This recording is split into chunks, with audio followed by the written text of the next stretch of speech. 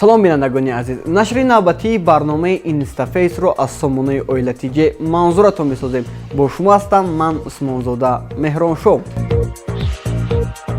мо хостем имрӯз дар нашри навбатии барномаи худ дар бораи 5 тароне ки дар сегменти YouTube дар нимсолаи дуюми соли 2022 хит гашта буд ба шумо маълумот дода бошем. Зулайхо Маҳмадшоева ва Озода Нурсейдова ду ситораи пурҷилӯи санъати тоҷики узбек ҳастанд ки мухлисон ва ҳаводорони зиёди худро доранд.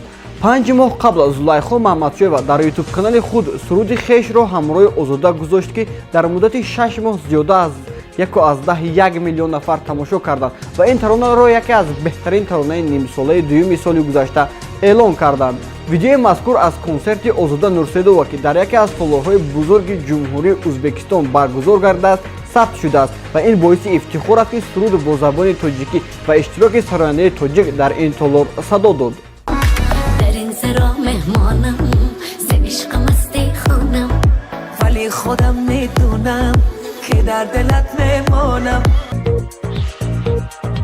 Нигина Амонқулова яке аз сарояндаҳои хушсадои тоҷик аст ки тавонистааст бо сурудҳои дилнишин ва овози форами худ ба дили ҳамагон роҳ пайдо намояд. Таронаҳои ӯро дар сегменти YouTube миллионҳо нафар тамошо карда ба ҳунари волаи ӯ асну офарин мехонанд.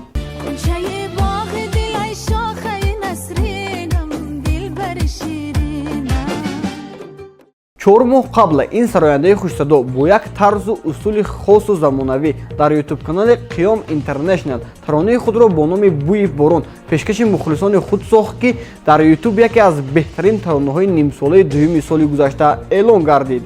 Таронаи мазкур зиёда аз 1.1 миллион нафар тамошо карда ба ҳунари воло ва садои дилнишини ӯ аҳсану офарин хонданд.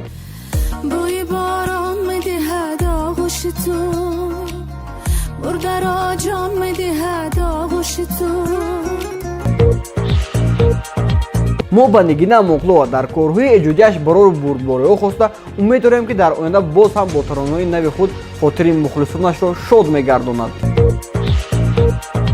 Валиҷон Азизов яке аз сарояндагони хушсадои тоҷик аст ки тавонистааст бо сурудҳои ошиқии худ ба дили ҳамагон роҳ пайдо намояд. Ин сарояндаи хушовоз таронаи худро бо номи Бо ман бимон дар YouTube канали хеш пешкаши мухлисони созу садояш гардонид ки дар тӯли 2 моҳ зиёда аз 1.8 миллион нафар тамошо карда ба ин сароянда аҳсану офарин хонда баҳои баланд доданд. ин тарона дар сегменти YouTube яке аз беҳтарин таронаҳои нимсолаи дуюми соли гузашта эълон гардид.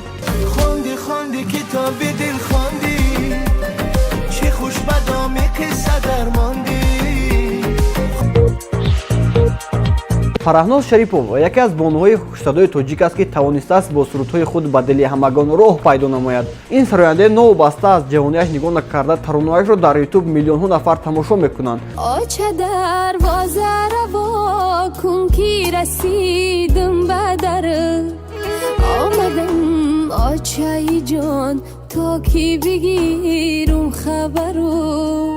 Фараҳноз Шарипова таронаи худро бо номи Нозам дар YouTube канали Суруш Медиа пешкаши мухлисони худ гардонид ва ин тарона дар сегменти YouTube яке аз беҳтарин таронаҳои нимсолаи дуюми соли гузашта эълон гардид.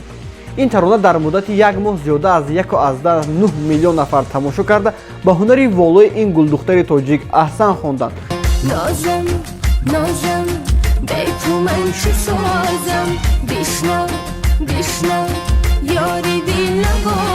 мо ба Фараҳноз дар корҳои эҷодиаш барори бурдбориҳо хоста умед дорем дар оянда боз таронаҳои нави худро пешкаши мухлисон месозад ва хотири онҳоро болида мегардонад. таронаи дигаре ки дар сегменти YouTube аз ҳама зиёд хит гаштааст ин таронаи Кабутар аст.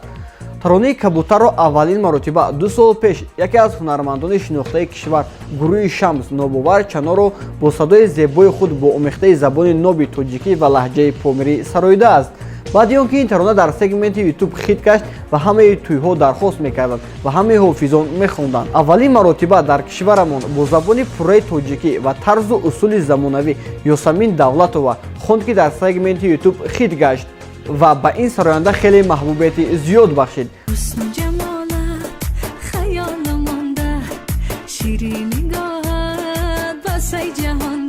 баъди ин таронаро хондани Ёсамин бисёре аз сарояндаҳои шинохта ин сурудро иҷро карданд, вале зиёде аз мардум суруди хондаи Ёсаминро хуб қабул карданд ва ин тарона дар сегменти YouTube яке аз беҳтарин таронаҳои нимсолаи дуюми соли гузашта эълон гардид. суруди кабутаре ки Ёсамин хондааст дар YouTube канали худ зиёда аз 5.4 миллион нафар тамошо карданду ба ҳунари волои ин духтари зебову ҳунарманд баҳои баланд дода ба ӯ аҳсану офарин хонданд.